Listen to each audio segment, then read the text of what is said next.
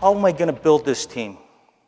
How are we going to start to be competitive against Canada, Czech, Sweden, Finland, all these top nations, all these championship teams, all these great hockey players that play in the NHL?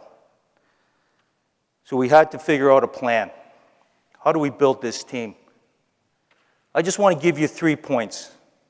3 points that you can, that I'll discuss today that was very important for me to build a foundation for our team. It was culture, the mentality, and communication.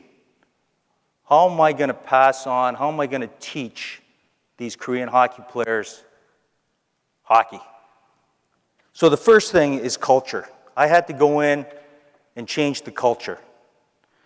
The point there that I like is through culture, people and groups define themselves. I like that point. So we had a motto, get better every day. We want to close that gap. We need to get better every day. How are we going to do that? We talked about family. That was a key point. That was the number one thing. We wanted to be tight as a family. And you know, as families, you argue, you fight, you love each other, you help each other, you push each other. And that's what we needed. We needed players to push each other like a family and care about each other. That was key. We had to be tight. And the environment. When I got there, we didn't have a skate sharpener. And this is a national team. And I assumed many things. Our national team didn't have a skate sharpener. And I go, well, what did you do when you went to these tournaments? We asked other teams, we begged, please sharpen our skates. I said, no, enough of this. We need skate sharpeners, we need glove dryers, we need to create an environment where they're treated like national team players. Our first trip abroad, we went to Hungary. And I was the last guy out.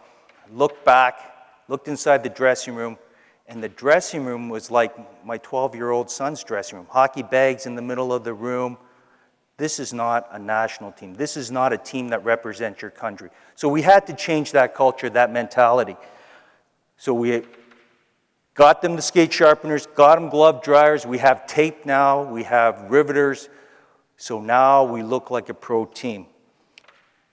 And the environment that we wanted to create was the rink had to be a destination for these guys. I needed the rink to be a destination. In order for us to be successful, that rink, I needed them to want to be there, to have fun, to learn, to be excited about getting up and going to the rink every day. That was a real key point, because the sense of entitlement they had with such lack of players, they knew they were on the national team. But we had to instill pride in that wanting to be at the rink and to earn everything they get. Nothing was given to them. You had to earn it.